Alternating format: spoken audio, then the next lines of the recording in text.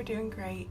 I am looking forward to this weekend because it's going to be almost maybe kind of warm, and I'm really excited because it's daffodil season, and that's what I've been doing all day. I should be doing like...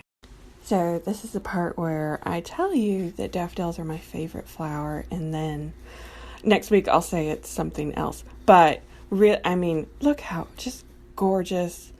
Just the color, the pleats, the ruff.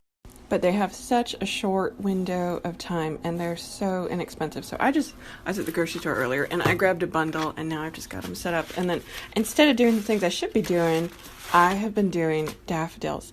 And I've been also... And then at the same time, so the pear painting tutorial I did a few days ago. Anyway, not only are you guys doing it, you're telling other people about it, and they're doing it.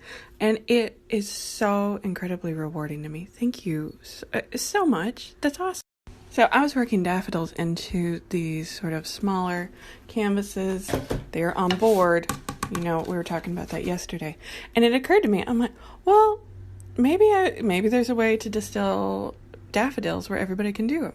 So, shameless plug, I do have an online class. It's called Leader Blooms. Google it. And we do 10 different flowers. And those are kind of the mother flowers where one looks like another. Anyway, I don't have anything that looks like a daffodil. So, why not do it here? So, paint-wise, you just need regular acrylic paint, a couple of shades of green, a couple of shades of yellow and orange. Later on, you're going to need a neutral or a blue. I used a navy blue. Whatever you want to do is fine, though. Some pastels. You could use chalk, similar as we did with the pear, but today I'm just using a Sharpie marker. It's just a regular permanent marker. And then do this on either watercolor paper or mixed media paper or canvas, whatever you want. But I really like I'm going to attack my scrap pile because I have too many scraps. And what I'm going to do, oh my gosh, this is going to be a problem again. I forgot. I have to tape this down. Hold on, I'll be back.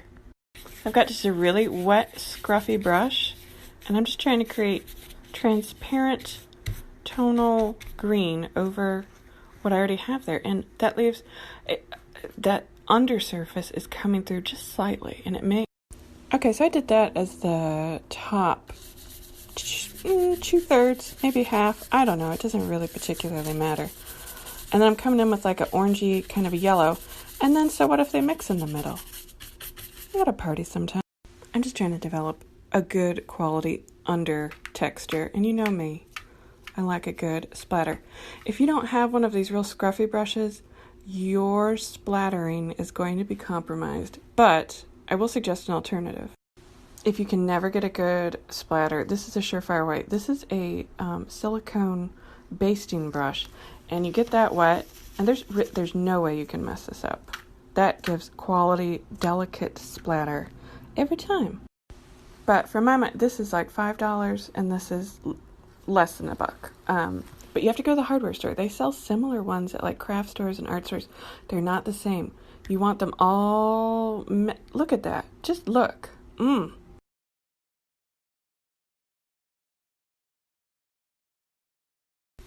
Now, feel free to do this with pastel if a permanent marker makes you nervous, but honestly, I like the undermarkings. So, don't be intimidated. If you can draw these 3 things, a squiggly oval, a wonky oval, and a cup.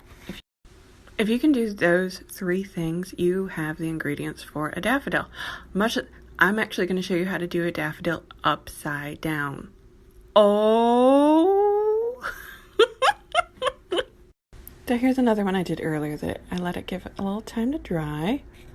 Start with a wonky oval.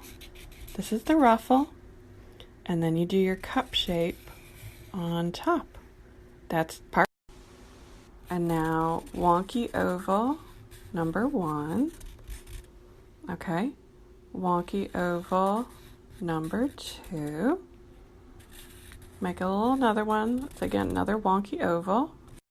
Again, that's one on its side in a different area, on a diagonal, and then repeat the process.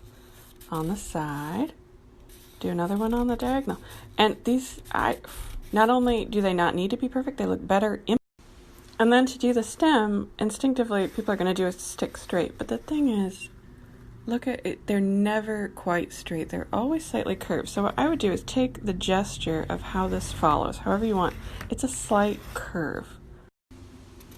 So I'm just making that.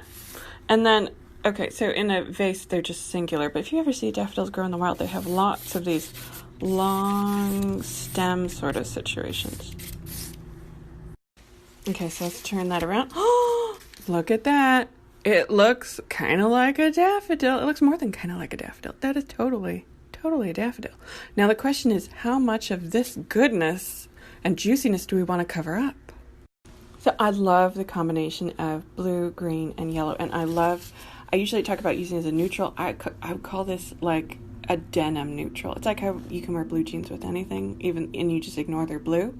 Go for that kind of color. It's just navy blue and just. And I already mixed in a touch of this, the orangey kind of a color, because that just tones it down. And this is optional, but I'm going to add it. It's slow drying blending medium. All this does is it slows down the drying time, and I will show you why I want it. Okay, and then similar to the pear, I'm just going to come in and fill. I'm probably going to do the bottom fairly dense, and then the top, because this doesn't have a lot of yellow in it, and I really enjoy this stuff, probably going to leave it a little bit blunt. And this is a lot easier if you use a smaller brush, but I'll tell you something, it just looks so much more interesting when you use this big honker brush. I mean, I just really prefer it, but it's a matter of preference. You can't do it. And I'm going to use a trowel, if you don't have one, or a palette knife. Use a gift card, or even a back of a brush, and just start making streaks. Just go for it, especially around like the ruffle, especially around the actual flower. Just carve into that paint however you want to do it. And that's the beauty of that slow drying medium, is that even if you take your time and laying this out, you just bought yourself a good 20 minutes or so of dry time. And then you know me, I love to make it look messy, so I got a slightly lighter, whiter shade of blue, and I just dip my brush in the water, and I'm going to just add some fun and some texture. And then I don't mind the blue spots on the flower, but I will tell you, this big smear, I'm not crazy about, so I literally dipped my finger in the warmy orangey kind of thing. I might just come in here and just touch it off. Just to. And then this has got to dry, and I didn't pre-prep one, so I'll put a hairdryer on this to speed it up a bit, but I'll be back in a bit. We're back. They're dry. Not gonna lie, I hit them with a hairdryer for a minute. So I'm just hitting them with pastels. For the pastel, I want the main body to read yellow, so I've got a nice sunshiny taxi cab yellow. Also, I have a corally kind of color. We're gonna, well, you'll see what we do. And then for the highlight spot, it's not quite white. I usually try to avoid absolute whites and absolute blacks. This is like a cream color. I'm also gonna, okay, it's an overcast day outside, so I'm not getting strong shadows on anything. You can see the light is coming in from here. Let's focus in on this fellow. Do you see how that back petal, how the right side is?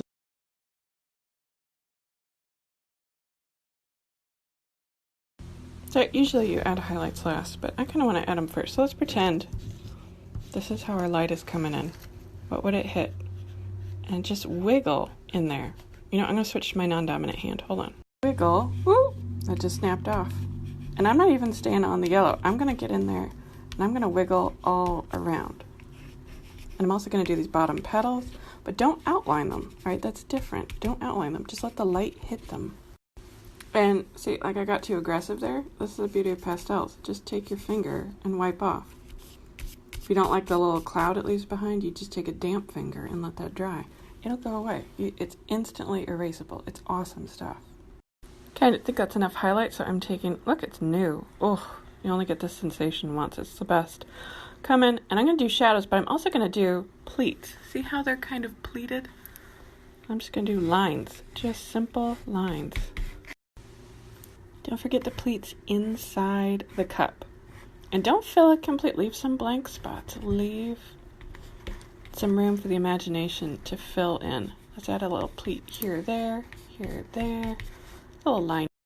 So I've got shadow and highlight. What I don't have is a dominant yellow. So what I'm going to do is take the side of this, and And then just come in here and just make it seem like a yellow flower. That's the magic of pastels. Pretty much whatever color you add last.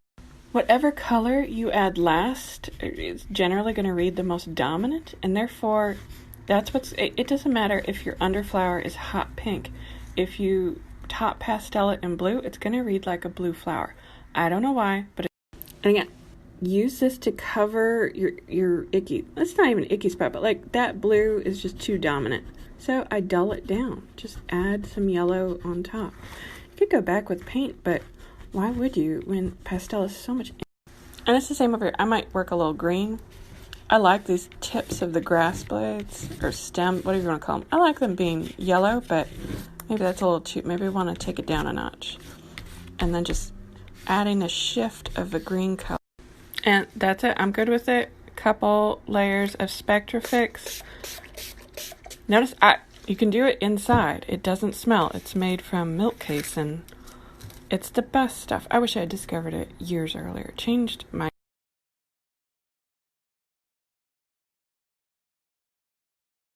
I did like a second version. I'm going to come in with a lavender and add... there's no other term for this besides hot spot. What I'm going to do is, in looking at these daffodils, I see like coming out of the cup. There's a weird... Oh! The great thing about pastels, even when it's broken, it still works. Just come in and add a few little touches. Not a lot. I really have to limit myself and just tell myself I only get like 10 strokes with it. Otherwise, I will overdo it. So this is your seasoner color. This is like adding... It's like, you know, when you make brownies and you want them to taste as chocolatey as possible, you have to add a pinch of salt. You don't want them to taste like salt. It's an enhancement tool. By adding a touch of lavender... So that's it. Let that dry very thoroughly. You can go back. I might come back and like add some accents to these blue dots just to liven it up a little more. But that's great.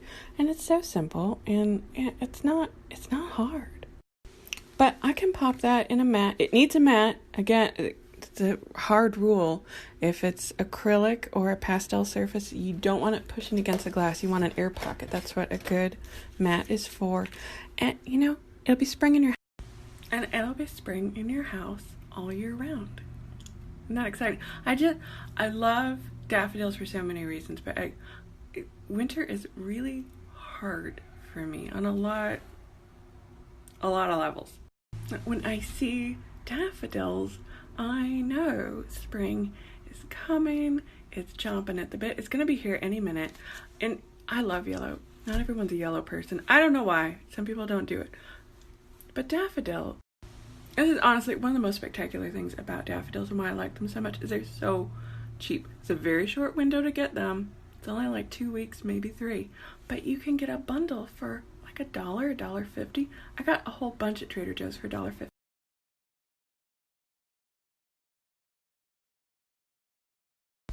I remember a couple of occasions when I was just really dirt poor. I mean, that's really the only term for it. I mean, I went without a lot of things that most people would consider necessities. But when those daffodils came out, I'd figure it out to pull together the 99 cents to go down to Jewel and buy, you know, just a single bundle and take them home, put them in a drinking glass, and, you know, just put just a little thing and put them out on the dining table. And it didn't matter if I was eating a can of beans for dinner. I felt like a queen because I had beautiful, fresh flowers, and it felt like spring inside. If you know me, you know my motto that it's my mother's motto actually. Is that people live better lives in the presence of flowers, and I absolutely believe that to be true. People behave a little bit different and a little bit better when there are flowers around. And daffodils are so cheerful and unpretentious, and I just love them. So I can't get enough of painting and pasteling them. And anyway, I hope this is helpful to you. If you make some, please tag me. Please share what you make, even if you don't like it. That's part of the journey. That's part of the growth. Instagram is so fantastic for facilitating the exchange, but I want to see what you made. Okay, so share it. Let me know. I'll see you later. Happy weekend.